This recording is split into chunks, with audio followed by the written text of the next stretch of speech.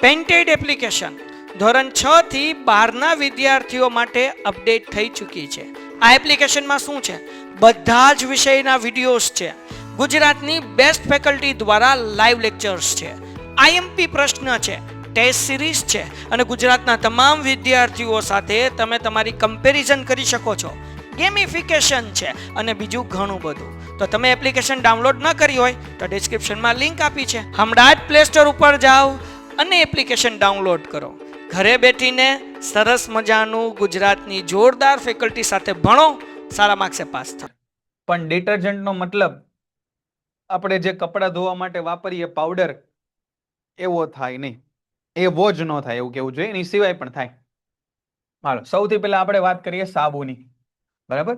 તો કહે છે કે ભાઈ સાબુનો અણુ છે ને એ કંઈક આ પ્રકારનો હોય. જો અહીંયા દોર્યો જ છે, આપણે જોઈ લઈએ. અહીંયા બરાબર આવો હોય. એક એનું શીર્ષ હોય અને એક આવી પૂંછ હોય. એક આવું શીર્ષ હોય અને એક આવી પૂંછ હોય. શીર્ષ છે એ ધ્રુવીય છેડો હોય, ધ્રુવ હોય. કેવો ધ્રુવ હોય? તો કે ધન ધ્રુવ હોય. બરાબર? અને અધ્રુવીય પૂંછ હોય. અધ્રુવીય પૂંછ હોય અહીંયા. હવે આ શીર્ષ અને પૂંછ એના ગુણધર્મો અલગ અલગ છે. આ શીર્ષ છે ને, શીર્ષ એ પાણી પ્રત્યે આકર્ષણ ધરાવે. પાણી એ તેલ કે મેલ પ્રત્યે આકર્ષણ ધરાવે. તેલ કે મેલ પ્રત્યે આકર્ષણ ધરાવે. સમજાણું? ફરી વાર, સાબુનો અણુ એ સાબુનો અણુનું સ્ટ્રક્ચર, બંધારણ આવું હોય. એક ધ્રુવીય શીર્ષ હોય, ધ્રુવીય શીર્ષ અને અધ્રુવીય પૂંછ હોય. આ રીતે પૂંછ. બરાબર? પૂંછ હોય. એક છે ને એ પાણી પ્રત્યે આકર્ષણ ધરાવે અને બીજું છે ને એ તેલ કે મેલ પ્રત્યે આકર્ષણ ધરાવે. બરાબર? હવે જોજો, જ્યારે સૌથી પહેલા જોઈ લો સાબુના અણુ અને ડિટર્જન્ટના અણુ કેવા હોય. તો સાબુ છે ને એ સોડિયમ કાર્બોક્સિલેટ ક્રિયાશીલ સમૂહ હોય. આગળ એને વાંચીએ આપણે. સાબુનો પ્રશ્ન આવે એમાં તે આ રહ્યો અહીંયા આગળ. આ આપણે યાદ રાખવાનું કે સાબુ છે એ કાર્બોક્સિલિક એસિડના સોડિયમ અથવા પોટેશિયમના ક્ષાર છે. તમને ખબર છે આપણે આગળ ભણવામાં આવી ગયું. સાબુનીકરણ પ્રક્રિયાની અંદર આપણે આ એક બનાવ્યું CH3COONA. તો આ CH3COONA એ કાર્બોક્સિલિક એસિડના સોડિયમ ક્ષાર બતાવે છે અને એનો ઉપયોગ સાબુ બનાવવા માટે થાય. એટલા માટે એ પ્રક્રિયાને આપણે સાબુનીકરણ પ્રક્રિયા કીધું હતું. હવે જરા સમજો કે સાબુ કઈ રીતે સફાઈ પ્રક્રિયા કરે. જોજો, ધારો કે આપણું કપડું છે, આ કપડા છે આપણા, આ કપડું, અને આ કપડાની ઉપર છે એ મેલ ચોંટેલો છે. આ કપડાની ઉપર છે એ અહીંયા મેલ ચોંટેલો છે. હવે આપણે શું કરીએ તો કે સાહેબ એની ઉપર સાબુ ઘસીએ. બરાબર? સાબુ દઈએ, કપડા ઉપર સાબુ દઈએ. તો સાબુના અણુઓ છે, સાબુના અણુમાં શીર્ષ અને પૂંછ છે. તો કોણ અહીંયા મેલ આરે ચોંટશે? તો કે સાહેબ પૂંછ છે ને એ મેલ આરે ચોંટશે. તો જો આ રીતે પૂંછ છે ને એ મેલ આરે ચોંટી ગઈ. પૂંછ મેલ સાથે ચોંટી જાય આ રીતે. પછી આપણે કપડાને ઘસીએ. ઘસીએ એટલે શું થાય? તો કે મેલનું જે કપડા સાથેનું બંધ છે ને, એટલે કે એની સાથે જે ચોંટેલું છે ને એ થોડું નિર્બળ થાય, એનાથી જલ્દી છૂટી જાય. એટલા માટે એને ઘસીએ કે આપણે પછાડીએ અથવા ધોકાવીએ, ધોકાથી. હે ને? તો પેલા સાબુ લગાડ્યો. સાબુ લગાડ્યો એટલે જે પૂંછ હતી ને મેલ સાથે ચોંટી ગઈ. અને પછી શું કરીએ? કપડાને ઘસીએ અને ઘસીને એની ઉપર પાણી નાખીએ. પાણી નાખીએ ત્યારે શું થાય? તો કે આજુબાજુ પાણીનું પ્રમાણ છે એ ખૂબ વધી જાય. આજુબાજુ પાણીનું પ્રમાણ ખૂબ વધી જાય અને એના કારણે આ જે ધ્રુવીય શીર્ષ છે ને, શીર્ષ, એ શીર્ષ કોની બાજુ ખેંચાય? પાણી બાજુ ખેંચાય. શીર્ષ પાણી બાજુ ખેંચાય તો પૂંછ તે પાણી બાજુ ખેંચાય. અને પૂંછ પાણી બાજુ ખેંચાય તો એની સાથે ચોંટેલો મેલ પણ ક્યાં ખેંચાય? પાણી બાજુ ખેંચાય. એમ કરતા કરતા આખો મેલ છે એ ઉખડીને પાણીમાં જતો રહે અને કપડા ઉપરથી મેલ જતો રહે અને કપડા ચોખ્ખા થઈ જાય. હવે આ મેલ પાણીમાં ગયો તો કઈ પ્રકારની રચના થઈ? તો કે સાહેબ સેન્ટરમાં છે ને એ આ મેલ આવી ગયો અને આજુબાજુ સાબુ નાણું આવી ગયું. જો સેન્ટરમાં છે એ મેલ આવી ગયો અને આજુબાજુ છે એ પાણીના સાબુના અણુ આવી ગયા. અને આવી રચના કે જેમાં સેન્ટરમાં છે તેલ કે મેલ હોય અને આજુબાજુ સાબુના અણુઓ ચોંટેલા હોય, આ રચનાને નામ આપ્યું આપણે મિસેલ. આ રચનાને શું નામ આપ્યું આપણે? આ રચનાને નામ આપ્યું મિસેલ. બરાબર? મિસેલની કાર્ય પદ્ધતિ સમજાવો, મિસેલની સફાઈ ક્રિયા સમજાવો, સાબુની સફાઈ ક્રિયા સમજાવો. તો જો સેન્ટરમાં શું હશે? તો કે મેલ હશે અને આજુબાજુ સાબુના અણુ હશે. તો આવી રીતે મિસેલ છે એ મેલને દૂર કરે. આવા ઘણા બધા મિસેલ એ પાણીની અંદર હોય. એટલે કે આપણે કપડાં ધોઈએ તો આ કપડાં ધોયેલું જે પાણી હોય એની અંદર આવા ઘણા બધા મિસેલ આપણને જોવા મળે. ક્યારેય આપણે કપડાં ધોઈએ ત્યારે આ બધો મેલ છે એ ક્યારે ભેગો થઈને ગંઠાઈ નથી જતો. કેમ ગંઠાઈ નથી જતો? તો કે ભાઈ આ ધ્રુવીય શીર્ષ છે ને એ આ ધન છેડો હશે, આ ધન છેડો હશે તો એકબીજાને અપા કરશે. બરાબર? તો એટલા માટે આ ક્યારેય ગંઠાય નહીં. તો અહીંયા લખ્યું છે જો કે મિસેલ ના રૂપમાં સાબુ સફાઈ કરવા માટે સક્ષમ હોય. મેલ ક્યાં એકત્રિત થાય? કેન્દ્રમાં એકત્રિત થાય. મિસેલના કણો છે ને પ્રમાણમાં મોટા હોય એટલે દ્રાવણમાં કલીલ સ્વરૂપે રહે અને કલીલ કણો છે ને એ સફેદ પ્રકાશનું પ્રકીર્ણન કરે. જો લખ્યું એ મોટા પાયે પ્રકાશનું પ્રકીર્ણન કરે અને આથી સાબુનું દ્રાવણ છે એ ધૂંધળું દેખાય. બરાબર? યાદ કરો તમે 10મા ચેપ્ટરમાં શું કીધું હતું કે મોટા કણો કેવા પ્રકાશનું પ્રકીર્ણન કરે? સફેદ પ્રકાશનું પ્રકીર્ણન કરે અને એટલા માટે આ કલીલનું દ્રાવણ એટલે સાબુનું દ્રાવણ સફેદ ધૂંધળું બતાય.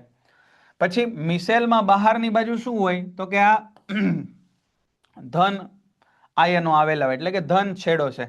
તો આવા ધન આયનો વચ્ચે અપાકર્ષણ થાય એટલા માટે મેલ ક્યારેય અવક્ષેપિત થતો નથી એટલે ભેગો થતો નથી. આ થઈ સાબુની સફાઈ પ્રક્રિયા અને મિસેલની કાર્યવિધિ અથવા મિસેલની રચના કઈ રીતે થાય એની વાત કરી. બરાબર? પછી કીધું છે કે ભાઈ પ્રક્ષાલકો એટલે શું થાય? પ્રક્ષાલકો એટલે શું? અહીંયા વાંચો. પ્રક્ષાલક લાંબી શૃંખલા ધરાવતા સલ્ફોનિક એસિડના સોડિયમ ક્ષાર કે ક્લોરાઇડ અથવા બ્રોમાઇડ ધરાવતા એમોનિયમ ક્ષાર છે. ઓલા હતા એ કાર્બોક્સિલિક એસિડના સોડિયમ કે પોટેશિયમ ક્ષાર હતા. જ્યારે આ શું છે? તો કે આ છે સાહેબ સલ્ફોનિક એસિડના સોડિયમ ક્ષાર અથવા ક્લોરાઇડ અથવા બ્રોમાઇડ આયનો ધરાવતા એમોનિયમ ક્ષાર છે. બરાબર? આ વાત કરી પ્રક્ષાલકોની. પ્રક્ષાલકને અંગ્રેજીમાં ડિટર્જન્ટ કહેવાય પણ પ્રક્ષાલકનો મતલબ છે ખાલી કપડાં ધોવાનો સાબુ એવું થાય નહીં. આપણે જે શેમ્પુ વાપરીએ, આપણે જે હેન્ડવોશ વાપરીએ, આ બધા છે એ પ્રક્ષાલકોની અંદર આવે. તો કીધું છે પ્રક્ષાલકો કોને કહેવાય? તો કે અહીંયા લખેલું એ પ્રકારના અણુઓ જેમાં જોવા મળે ને એ બધા સફાઈ કરતા પદાર્થોને પ્રક્ષાલકો કહેવાય. હવે ભાઈ તમને એમ થાય કે સાહેબ સાબુ હતો તો ખરા, તો પછી શેમ્પૂની ના પાવડરની ને ડિટર્જન્ટની જરૂર શા માટે પડી? તો તમે જુઓ કે અત્યારની પરિસ્થિતિ આપણી એવી છે કે પીવાનું પાણી તે સાહેબ સરળતાથી નથી મળતું. પીવાનું મીઠું પાણી છે એ પણ સરળતાથી નથી મળતું. તો વાપરવામાં તો આપણને મીઠું પાણી મળે એ તો ખૂબ અઘરી વસ્તુ થઈ જાય. તો આપણે શું કરીએ? તો કે ડારમાંથી પાણી લઈએ. આ ડારનું પાણી કેવું હોય? તો કે કઠિન પાણી હોય. કૂવાના પાણી, ડારના પાણી, એની ક્વોલિટી બધી જગ્યાએ અલગ અલગ હોય પણ મોટા ભાગે ડારના પાણી કેવા હોય? કઠિન પાણી હોય. કઠિન પાણીનો મતલબ શું થાય? તો કે કઠિન પાણીનો મતલબ થાય કે એની અંદર ક્ષારનું પ્રમાણ વધારે હશે. કેવા? કેલ્શિયમના ક્લોરાઇડ હોઈ શકે, મેગ્નેશિયમના ક્લોરાઇડ હોઈ શકે, સોડિયમના ક્લોરાઇડ હોઈ શકે. તો ભાઈ આ સાબુ છે ને એ કેલ્શિયમ અને મેગ્નેશિયમના આયનો સાથે ભળી જાય. જો અહીંયા લખ્યું છે કે સાબુ અને ડિટર્જન્ટમાંથી વધારે અસરકારક કોણ છે? બરાબર? તો કઠિન પાણીમાં છે ને કેલ્શિયમ અને મેગ્નેશિયમના ધાતુ આયનો હોય એની સાથે સાબુ પ્રક્રિયા કરી અને અવક્ષેપો આપે. જ્યારે ડિટર્જન્ટ છે ને એ કેલ્શિયમ અને મેગ્નેશિયમ હારે પ્રક્રિયા કરીને અવક્ષેપો ન આપે. બરાબર? તો એટલા માટે તમે જોયું હશે કે જ્યારે તમે બહુ ખારા પાણીથી નાવ, કોઈ દરિયા કિનારાવાળા જગ્યાએ ગયા હોય તો ત્યાં તમે સાબુથી નાવ તો આમ સ્કિન થોડી ચોંટતી હોય એવી લાગે, ફોદા ફોદા થઈ જાય વ્હાઇટ કલરના. સાબુ બરાબર ફીણ ન બનાવે એવું થાય ને.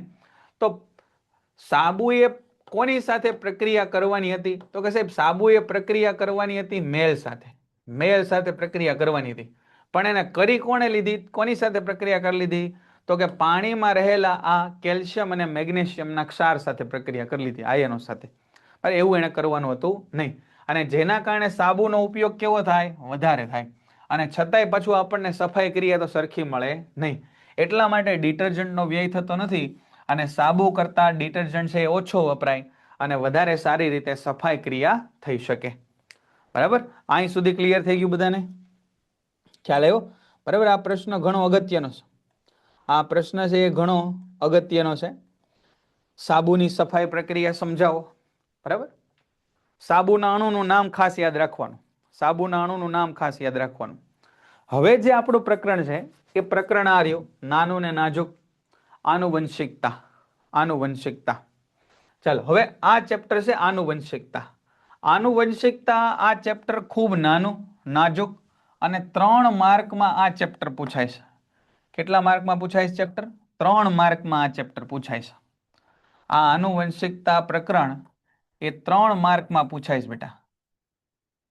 અને મોટા ભાગે આ 3 માર્ક છે એ વિભાગમાં જ પૂછાય છે. એ વિભાગમાં જ પૂછાય છે. અને તમને ખ્યાલ છે કે એ વિભાગના જો તમારે પ્રશ્નોના જવાબ દેવા હોય તો તમને સમજાયેલું હોવું જોઈએ. નહીં, સન્ડે નહીં હોય બેટા લેક્ચર. આપણે સન્ડે લેક્ચર નહીં હોય.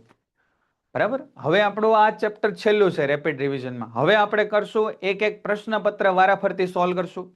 પછી તમે મને ઘણા બધા પ્રશ્નો મોકલેલા છે, એમાંથી જે મેજોરિટી પ્રશ્ન લાગે કે ભાઈ આ પ્રશ્ન બધાને અઘરો લાગે છે તો એની ચર્ચા કરશું. બરાબર? આપણું પ્લાનિંગ તમે સમજી ગયા. પહેલા છે એ બધા ચેપ્ટરને આપણે વિધિવત ધીમે ધીમે છે એ પૂરા કર્યા. પછી આપણે એ બધાનું રિવિઝનની વાત કરી, થોડા ઝડપથી એને બધાને પૂરા કર્યા. હવે આપણે શું કરવાનું છે તો કે હવે આપણે છે એ પ્રશ્નપત્રો કરવાના છે અલગ અલગ. પ્રશ્નોપત્રોની ચર્ચા કરવાની છે અલગ અલગ. એની અંદર એ તે તમારા જે પ્રશ્નો છે, તમે જે મોકલ્યા હતા મને પ્રશ્નો, એ બધા પ્રશ્નોનું હું વિશ્લેષણ થોડુંક કરીશ કે ભાઈ 10 માંથી 5 જણાએ તો આ જ પ્રશ્ન કીધો તો એની ઉપર આપણે વધારે ભાર દઈને ચર્ચા કરશું. બરાબર? પહેલા બધા ચેપ્ટર આપણે જોયા છે, એ પણ બધા તમારી એપ્લિકેશનમાં પડેલા છે. કોઈ ટોપિકમાં તમને એવું લાગતું હોય કે આ નથી સમજાણો તો ત્યાંથી તમે જુઓ. તમને એમ છે કે બધા સાહેબ મને આવડે જ છે ટોપિક, એમાં કાંઈ વાંધો નથી, તો કલાક 1.5 કલાકના રેપિડ રિવિઝનના આપણે લેક્ચર લીધા છે, એને જોઈ લો એટલે રિવિઝન થઈ જાય. અને હવે આપણે જોવાના છીએ એ પ્રશ્નપત્રો જોવાના છીએ. બરાબર? અલગ અલગ પ્રશ્નપત્રો આપણે જોશું, એને સોલ્વ કરશું, કેવા કેવા પ્રશ્નો પૂછાય. અને એની સાથે સાથે હું તમે જે પ્રશ્નો મને આપ્યા છે કે આ પ્રશ્નો આપણે ફોર્મ ભર્યું હતું ને સરસ રીતે તમે બધા ટોપિક લખ્યા હતા, એમાં કોને કોને કયા ટોપિકમાં તકલીફ છે એની ચર્ચા આપણે કરશું. બરાબર? ચાલો જોજો. પ્રજનન કેવી રીતે ભિન્નતા સાથે સંકળાયેલું છે. બરાબર? પ્રજનન એટલે એક સજીવ એના જેવો બીજો સજીવ ઉત્પન્ન કરે, એને નામ આપ્યું આપણે પ્રજનન. તો બધા સજીવો લિંગી કે અલિંગી પ્રજનન કરી અને સંતતિનું નિર્માણ કરે. લિંગી પ્રજનન કરે કાં તો અલિંગી પ્રજનન કરે. અલિંગી પ્રજનનમાં એક જ સજીવની જરૂર પડે, લિંગી પ્રજનનમાં 2 સજીવની જરૂર પડે. બરાબર?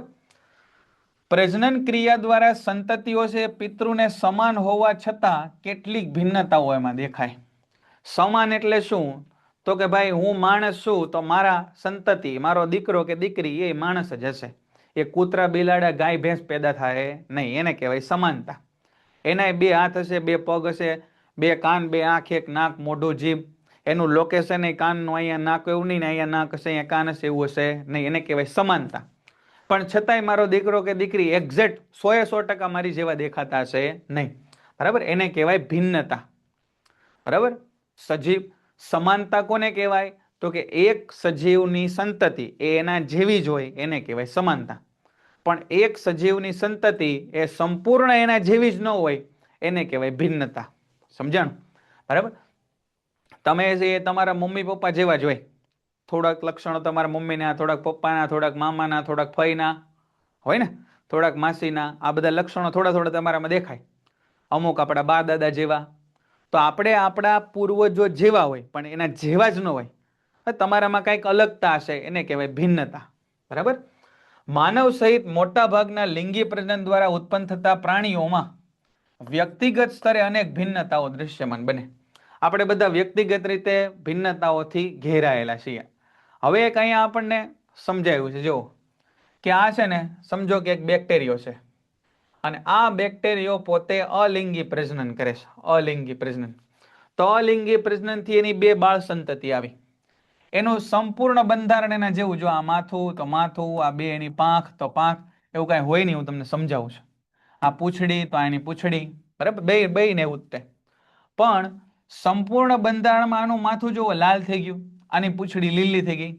તો સંપૂર્ણ બંધારણ આના જેવું જ છે, એને કહેવાય સમાનતા.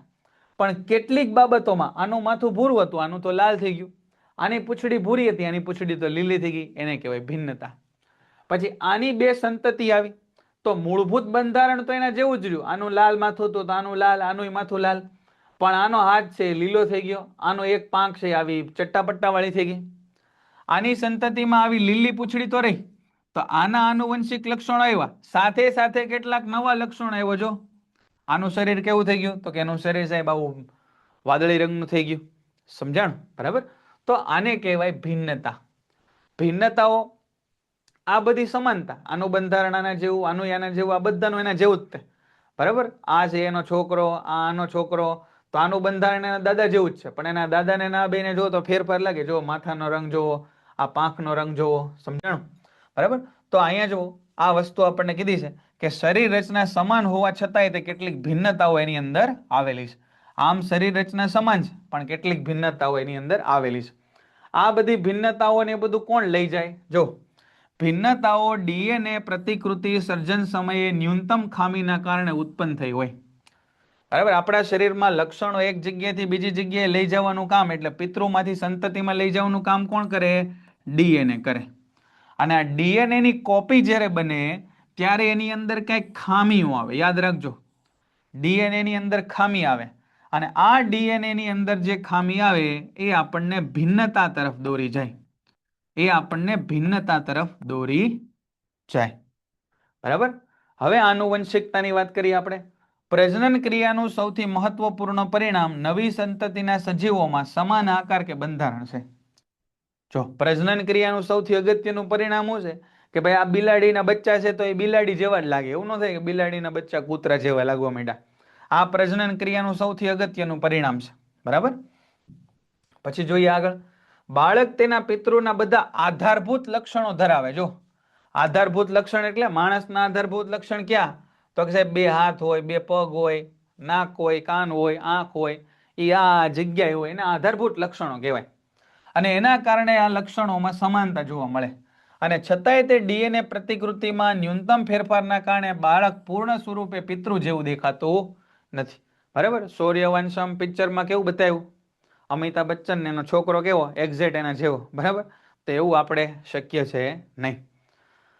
લક્ષણોની આનુવંશિકતા માટે આધારભૂત બાબતો જણાવો. જો લક્ષણો છે ને એ 2 અથવા વધારે વૈકલ્પિક સ્વરૂપો ધરાવે. ચોક્કસ લક્ષણો કારક વડે નિયંત્રિત થાય. જો 2 અથવા વધારે વૈકલ્પિક સ્વરૂપો ધરાવે એનો મતલબ શું થાય? તો કે આપણા જે ડીએનએ છે એ કોનાથી બનેલા છે? આપણા મમ્મી ને આપણા પપ્પાથી. તો આપણી પાસે વિકલ્પ હોય કે આ મમ્મીના લક્ષણો કે પપ્પાના લક્ષણો. લક્ષણો કારક વડે નિયંત્રિત થાય. આ યાદ રાખજો. લક્ષણો કોના વડે નિયંત્રિત થાય? જનીન વડે. કે ભાઈ મારા વાળ છે પાતળા છે, સિલ્કી છે, ખરબચડા છે, વાંકળિયા છે, આ કાનની બૂટ છે, મુક્ત છે કે જોડાયેલો કર્ણપલ્લવ છે, એ બધું મને મારા મમ્મી પપ્પા દ્વારા મળેલા જનીન એના દ્વારા નક્કી થાય. બરાબર. જો અહીં લખ્યું છે કે કાનની મુક્ત બૂટનું લક્ષણ અને જોડાયેલી બૂટનું લક્ષણ આ અલગ અલગ લક્ષણ છે. અમુક લક્ષણ પ્રભાવી હોય. જો મોટા ભાગની આંખો કેવી હોય? મોટા ભાગનાની આંખો છે એ બ્રાઉન કલરની હોય અથવા કાળા કલરની હોય, તો એ પ્રભાવી લક્ષણ કહેવાય. મોટા ભાગનાનો કાન કેવો હોય? તો કે આ કાનની બૂટ આ રીતે મુક્ત હોય. આ મુક્ત જો અહીંયા બનાવેલી છે આકૃતિ, હવે મુક્ત કર્ણપલ્લવ હોય. બહુ ઓછા વ્યક્તિના જોડાયેલો કર્ણપલ્લવ હોય. તો મોટા ભાગના વ્યક્તિમાં જે જોવા મળે ને એને કહીએ આપણે પ્રભાવી લક્ષણ. એને આપણે પ્રભાવી લક્ષણ કહીએ. બરાબર. અને પ્રત્યેક લક્ષણ છે એ માતા અને પિતા કોઈ પણના ડીએનએ થી પ્રભાવિત હોઈ શકે. એ કોઈ પણના ડીએનએ માંથી પ્રભાવિત હોઈ શકે. કોઈ બાળકની કર્ણપલ્લવ આ રીતે જોડાયેલી છે તો 100% સંભાવના છે કે એના મમ્મી અથવા એના પપ્પા એમાંથી કોઈની એક કર્ણપલ્લવ છે એ આ રીતે જોડાયેલી હશે, તો જ તેની કર્ણપલ્લવ જોડાયેલી જોવા મળે. આનુવંશિકતાનો અભ્યાસ છે ને મેન્ડલે કર્યો. આનુવંશિકતાનો અભ્યાસ કોણે કર્યો? મેન્ડલે કર્યો. બોલો અહીં સુધી ક્લિયર છે? બધાને સમજાશે? આની અંદરથી સમજવા જેવા પ્રશ્નો પૂછાય. બહુ મોટા પ્રશ્નો આમાંથી પૂછાતા નથી, એટલે ગોખવાનો આમાં બહુ મતલબ નથી. હું જે કહું એ સમજતા જજો. અને પુસ્તકને છે ને એક એક લાઈન બાય લાઈન તમારે વાંચવું પડશે. પુસ્તકને એક એક લાઈન બાય લાઈન તમારે વાંચવું, બરાબર? આ મેન્ડલે છે ને વટાણાના છોડ ઉપર પ્રયોગો કર્યા અને એના ઉપરથી એને આનુવંશિકતાના લક્ષણો આપ્યા, બરાબર? મેન્ડલે વટાણાના છોડની ઊંચાઈના લક્ષણને પસંદ કર્યું. હવે વટાણાનો છોડ શા માટે મેન્ડલે લીધો? કારણ કે વટાણામાં વિવિધ લક્ષણો દરેક લક્ષણની વિરોધાભાસી અભિવ્યક્તિ સાથે જોવા મળે. વટાણામાં ઊંચા છોડ હોય, નીચા છોડ હોય, લીલા બીજ હોય, પીળા બીજ હોય, ગોળ બીજ હોય, ખરબચડા બીજ હોય, બરાબર? પછી જાંબલી પુષ્પ હોય, સફેદ પુષ્પ હોય. તો વટાણાની અંદર આવા અલગ અલગ લક્ષણો જોવા મળે, એટલા માટે એણે વટાણાનો છોડ પસંદ કર્યો. હવે અહીંયા એનો પ્રયોગ આપણે સમજીએ. જુઓ, બહુ સરસ પ્રયોગ આપેલો છે આપણને, કે એણે સૌથી પહેલા, હવે એક વસ્તુ સમજો, લક્ષણો હોય ને, લક્ષણો એના માટે કારકો હોય. સમજો અહીંયા લક્ષણો, અહીંયા આગળ લક્ષણો કયા કહેવાય? તો કે અહીંયા આગળ ઊંચાપણું છે ને, આ ઊંચાઈ એ લક્ષણ છે. અત્યારે આપણે કોની અભ્યાસ કરીએ છીએ? ઊંચાઈ. ઊંચાઈના લક્ષણનો અભ્યાસ કરીએ છીએ, બરાબર? એના માટે છે ને એક કારકોની જોડ હોય, કારકોની જોડ આવેલી હોય. અને ઊંચા, હવે એને કેપિટલ ટી કારકોની જોડ વાળા છોડ લીધા અને બીજા સ્મોલ ટી કારકોની જોડ વાળા છોડ લઈ લીધા. ફરીવાર મેન્ડલે છે ને એક ઊંચો છોડ લીધો અને એક છે નીચો છોડ લીધો. ઊંચા છોડ માટે કયા પ્રકારના કારકો હતા? Capital T. અને નીચા છોડ માટે કયા પ્રકારના કારકો હતા? Small T. બરાબર? આ બે એને લઈ લીધા, ઊંચા છોડ અને નીચા છોડ, બરાબર? અને એને જોયું, આ બે વચ્ચે જ્યારે એને પરફલન કરાયું ત્યારે એને ખબર પડી કે બધી સંતતિ છે ને એ ઊંચી હતી, પણ એનું બંધારણ હતું ને એ કેપિટલ ટી અને સ્મોલ ટી હતું.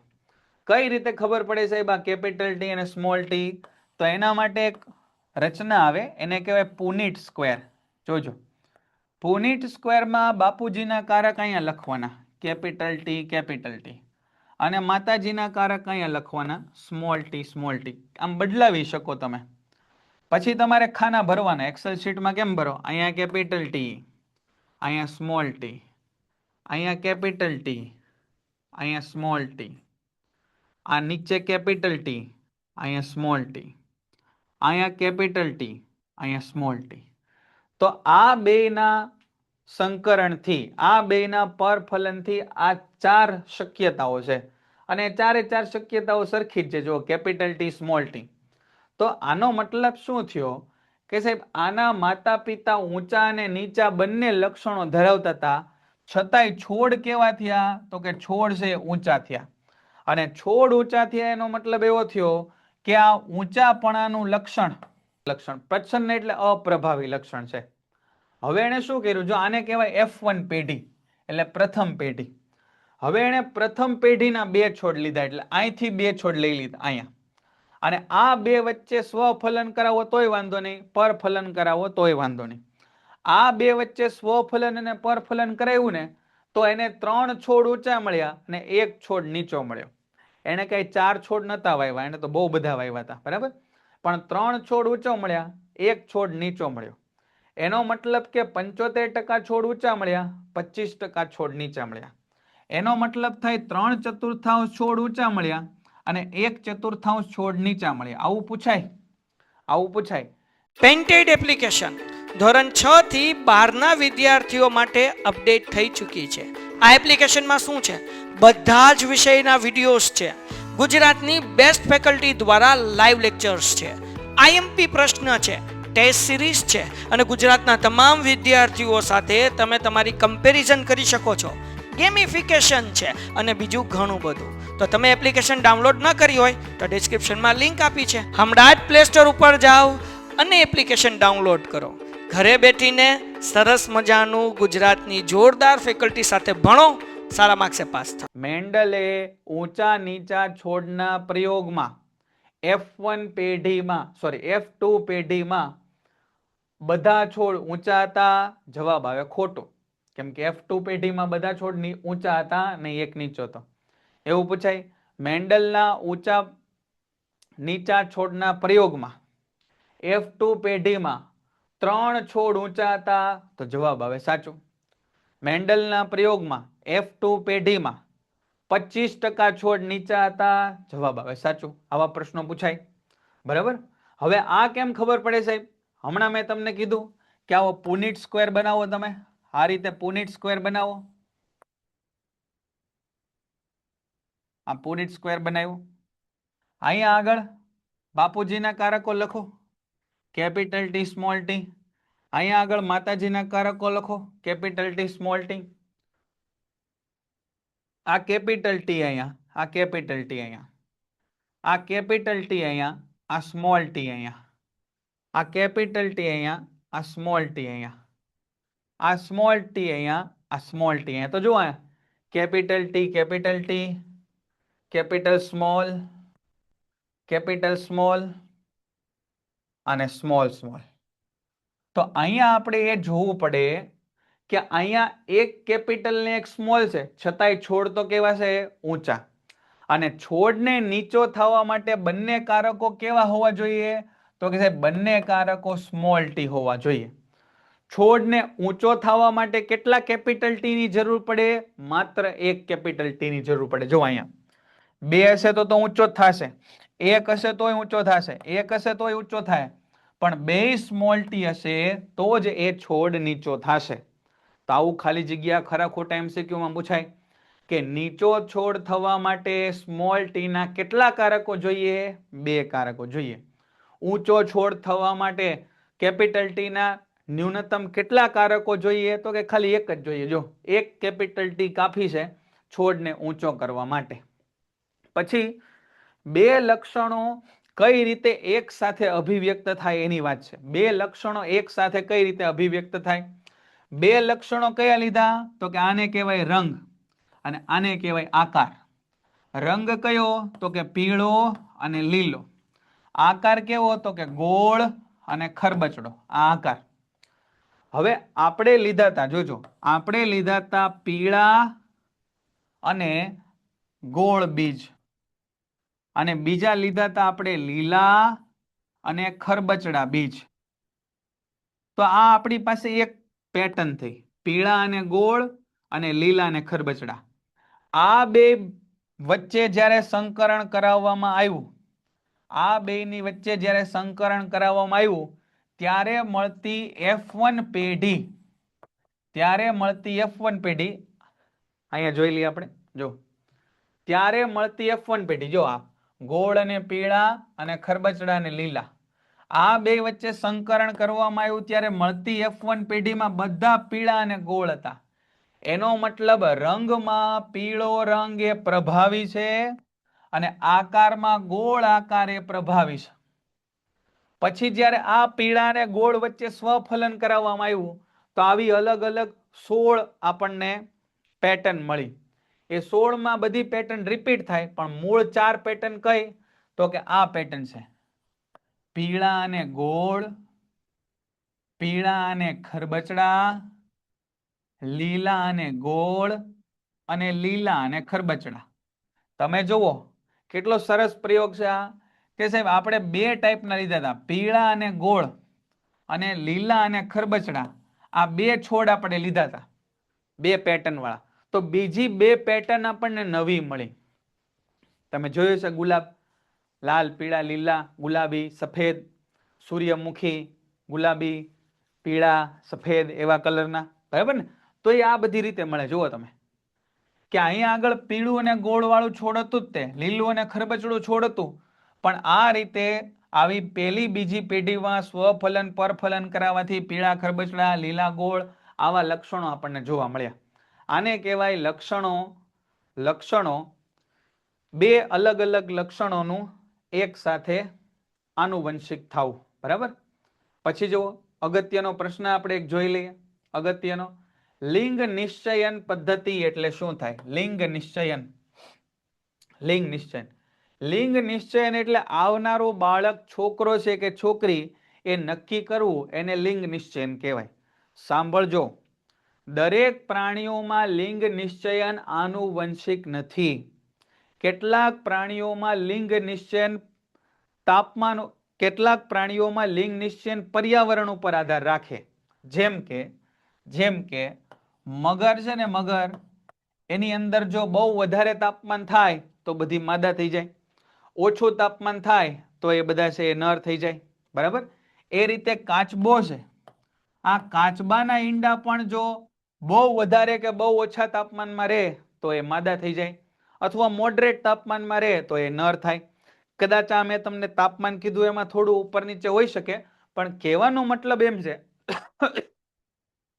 કે આ મગર, ખાસ કરીને અમેરિકન એલિગેટર, આ કાચબા, એ બધાના બાળકો છોકરા થશે કે છોકરી, એટલે કે નર થશે કે માદા, એ કોના ઉપર નિર્ભર કરે? તો કે તાપમાન ઉપર નિર્ભર કરે.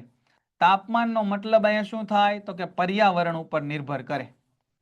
વળી કેટલાક પ્રાણીઓ તો એવા છે કે જે ઉંમર સાથે લિંગ બદલાવે. અમુક પ્રકારની માછલી એવી છે કે જે નાની હોય ત્યારે નર હોય ને મોટી થાય ત્યારે માદા બની જાય. અને એક તો વિશિષ્ટ પ્રાણી ક્યાં ગયું? આપ્યું હશે આપણને અહીંયા, ગોકળ ગાય લખ્યું હશે અહીંયા, હું લખી કાઢું, ગોકળ ગાય. આ ગોકળ ગાયનું તો ભાઈ અલગ જ કામ છે. એ તો પોતાનું લિંગ બદલી પણ શકે, લિંગ બદલી શકે. જુઓ તમે, તો આ બધા પ્રાણીઓ એવા છે કે જેની અંદર લિંગનું નક્કી થવાનું એ આનુવંશિક નથી. એટલે મા બાપ ઉપર આધાર ન રાખે. કોની ઉપર આધાર રાખે? પર્યાવરણ ઉપર, ને એનું મન કેવું છે એની ઉપર આધાર રાખે. બરાબર? પરંતુ જો અહીંયા લખ્યું જ છે, કાચબાના ઈંડા, મગરના ઈંડા, આમાં ઊંચું તાપમાન નીચું તાપમાન કોની પ્રેરે? આટલી બધી ડિટેલમાં તમારે પડવાની જરૂર નથી. પણ મનુષ્યમાં લિંગ નિશ્ચયન છે એ આનુવંશિકતા પર આધાર રાખે. કઈ રીતે ભાઈ મનુષ્યમાં લિંગ નિશ્ચયન આનુવંશિકતા ઉપર આધાર રાખે? તમે જુઓ, આપણા શરીરની અંદર 22 જોડ રંગસૂત્ર હોય, સોરી 23 જોડ રંગસૂત્ર હોય. આ 23 જોડ રંગસૂત્રોમાંથી 22 જોડ એ દૈહિક હોય. 22 જોડ એ દૈહિક રંગસૂત્રોની હોય. એટલે આપણો આંખ, નાક, હાઈટ, બોડી, વાળનો રંગ, ત્વચાનો રંગ એ નક્કી કરે. અને એક જોડ એ લિંગી રંગસૂત્રની હોય. એક જોડ એ લિંગી રંગસૂત્રની હોય. હવે આ એક જોડની અંદર નરમાં એક્સ અને વાય જોવા મળે, અને માદાની અંદર એક્સ અને એક્સ જોવા મળે. આ નર માદા છે ને, માદા, એની અંદર બે પૂર્ણ રંગસૂત્ર હોય, બે પૂર્ણ રંગસૂત્ર હોય. જ્યારે નર હોય ને એની અંદર એક અપૂર્ણ રંગસૂત્ર હોય, એક અપૂર્ણ. તમે જુઓ, નર બિચારા જન્મજાત અપૂર્ણ છે, એનું એક રંગસૂત્ર આ રીતનું હશે, અને બીજું રંગસૂત્ર છે એ ખાલી આવું હશે, અપૂર્ણ હશે. હવે હમણાં આપણે પુનિટ સ્ક્વેર બનાવ્યો હતો કે જુઓ સાહેબ, આ છે એ નર, અહીંયા માદા લખીએ આપણે. માદા પાસે કયા કયા રંગસૂત્ર છે? તો કે સાહેબ એક્સ અને એક્સ. અને નર પાસે કયા રંગસૂત્ર છે? તો કે સાહેબ એક્સ અને વાય, એક્સ અને વાય. બરાબર? તો જો કેટલી કેટલી શક્યતાઓ બને, તો કે માદામાંથી સાહેબ આ એક્સ આવે અને નરમાંથી આ એક્સ આવે, માદામાંથી આ એક્સ આવે અને નરમાંથી આ વાય આવે, નરમાંથી આ વાય આવે. તો અહીંયા શું થઈ ગયું? X x. અહીંયા શું થઈ ગયું? X Y. માદામાંથી આ એક્સ આવે, નરમાંથી આ એક્સ આવે, માદામાંથી આ એક્સ આવે, નરમાંથી આ વાય આવે. તો આ થઈ ગયું એક્સ એક્સ, આ થઈ ગયું એક્સ વાય. તો એનો મતલબ સાહેબ જો 1 2 3 4 કિસ્સા છે. આ 4 કિસ્સામાંથી એક્સ એક્સ એટલે આ થઈ ગયું માદા, એક્સ વાય એટલે આ થઈ ગયું નર, એક્સ એક્સ એટલે આ થઈ ગયું માદા, એક્સ વાય એટલે આ થઈ ગયું નર. તો બે કિસ્સામાં એ નર બની શકે, બે કિસ્સામાં માદા બની શકે. એટલે આવનારું બાળક છે એ નર હોય કે માદા, એની 50-50% સંભાવના રહેલી છે. તમે આવી રીતે પણ બનાવી શકો. પુનિટ સ્ક્વેર મેં તમને સમજાવ્યું હતું કે બાપુજીના કારકોને અહીંયા લખો, માતાજીના કારકોને અહીંયા લખો, અહીંયા એક્સ એક્સ આવશે, અહીંયા એક્સ વાય આવશે, અહીંયા એક્સ એક્સ આવશે, અહીંયા એક્સ વાય આવશે. આને કહેવાય પુનિટ સ્ક્વેર. એ પણ તમે બનાવી શકો. આ એક્સ એક્સ એનો મતલબ માદા થશે. હવે ભાઈ માદાની પાસે છે એક્સ એક્સ પ્રકારના રંગસૂત્ર જ છે એટલે એ આપશે કયા એક્સ એક્સ. નર પાસે છે એક્સ પ્રકાર અને વાય પ્રકાર બંનેના રંગસૂત્ર છે એટલે કાં તો એ એક્સ આપી શકે ને કાં તો વાય આપી શકે. જો નર તરફથી એક્સ મળશે તો એ છોકરી થશે અને નર તરફથી છે એ વાય મળશે તો આવનાર બાળક છે એ છોકરો થશે. ખબર પડી ગઈ? તો એનો મતલબ આવનાર બાળક છે એ છોકરો છે કે છોકરી એ બાળકને તેના પિતા પાસેથી કયું રંગસૂત્ર મળે ને એના ઉપર આધાર રાખે. કેમ કે માતા પાસે તો એક જ પ્રકારના રંગસૂત્ર છે એક્સ એક્સ, પિતા પાસે બે છે એક્સ અને વાય. તો પિતા એક્સ આપશે તો છોકરી બનશે અને પિતા વાય આપશે તો છોકરો બનશે. સમજાણું? આ પ્રશ્ન ઘણો અગત્યનો છે. માનવમાં લિંગ નિશ્ચયના આકૃતિથી સમજાવો તો આ આકૃતિ દોરવાની. આ જે મેં અહીંયા દોરી છે ને એ આકૃતિ દોરવાની. બોલો, માનવમાં લિંગ નિશ્ચય બધાને ક્લિયર છે? સમજાય છે? બહુ સરળ. 23 જોડ રંગસૂત્ર, એમાંથી 22 જોડ દૈહિક, 1 જોડ લિંગી. 1 જોડ લિંગીમાં નરમાં એક્સ વાય, માદામાં એક્સ એક્સ. આધાર રાખે નર ઉપર એ આધાર રાખે. બરાબર? આ બહુ અગત્યનો પ્રશ્ન છે. સમજીને આ ચેપ્ટર કરવાનું. બરાબર? સરસ. ચાલો, વટાણા વાળું તમે સેજલબેન છે આપણે ડિટેલ લેક્ચરમાં જોજો. 2 લેક્ચર આપણે વટાણા વાળા છોડ ઉપર કાઢેલા છે. છતાંય એક જ મિનિટમાં તમને વટાણા વાળા કેપિટલ ટી, એક છોડ લીધો નીચો, એના કારક હતા સ્મોલ ટી. આ બે વચ્ચે જ્યારે ફલન કરાયું ત્યારે છે એ બધા ઊંચા છોડ મળ્યા. બધા ઊંચા છોડ અને બધાના કારકો કયા હતા? કેપિટલ ટી અને સ્મોલ ટી. એનો મતલબ કે આ કેપિટલ ટી છે એ કેવું લક્ષણ છે? પ્રભાવી લક્ષણ. અને સ્મોલ ટી છે એ પ્રચ્છન્ન લક્ષણ છે. કીધું કે આ લઈ લો, આ કેપિટલ ટી ને સ્મોલ ટી લઈ લો અને એનું સંકરણ કરાવો કેપિટલ ટી અને સ્મોલ ટી હારે. તો કઈ કઈ પ્રકારની પેટર્ન મળે? તો કે સાહેબ તો કેપિટલ ટી મળે, કેપિટલ ટી સ્મોલ ટી મળે, હજી એક કેપિટલ ટી સ્મોલ ટી મળે અને બીજા 2 સ્મોલ ટી મળે. આ ત્રણેય હશે કેવા હશે? ઊંચા હશે. અને આ એક હશે કેવો હશે? નીચો હશે. આવો પ્રશ્ન પૂછાય, સાંભળજો, કે F1 પેઢીમાં આ F1 પેઢીના ઊંચા છોડ અને એના પિતૃ છે એ પણ ઊંચો છોડ છે ને, આ એનો બાપ એ રીતે ઊંચો છે ને, તો શું આ બે ઊંચા છોડ એ સમાન છે? આવો પ્રશ્ન પૂછાય. F1 પેઢીના ઊંચા છોડ અને તેના પિતૃના ઊંચા છોડ સમાન છે? આવો પ્રશ્ન પૂછાય તો જવાબ આવે ના. ભલે બંને ઊંચા દેખાય પણ કારકો આની પાસે કયા છે? કેપિટલ ટી સ્મોલ ટી, જ્યારે આની પાસે બંને કારકો કેવા છે? કેપિટલ ટી છે. બોલો, સમજાશે? હા, હવે બેટા પેપર સોલ્યુશન આપણે કરાવશું. પેઇન્ટેડ એપ્લિકેશન ધોરણ 6 થી 12ના વિદ્યાર્થીઓ માટે અપડેટ થઈ ચૂકી છે. આ એપ્લિકેશનમાં શું છે? બધા જ વિષયના વિડીયોઝ છે. ગુજરાતની બેસ્ટ ફેકલ્ટી દ્વારા લાઈવ લેક્ચર્સ છે. આઈએમપી પ્રશ્ન છે, ટેસ્ટ સિરીઝ છે અને ગુજરાતના તમામ વિદ્યાર્થીઓ સાથે તમે તમારી કમ્પેરિઝન કરી શકો છો. ગેમિફિકેશન છે અને બીજું ઘણું બધું. તો તમે એપ્લિકેશન ડાઉનલોડ ન કરી હોય તો ડિસ્ક્રિપ્શનમાં લિંક આપી છે. હમણાં જ પ્લે સ્ટોર ઉપર જાઓ અને એપ્લિકેશન ડાઉનલોડ કરો. ઘરે બેઠીને સરસ મજાનું ગુજરાતની જોરદાર ફેકલ્ટી સાથે ભણો, સારા માર્ક્સે પાસ થાઓ.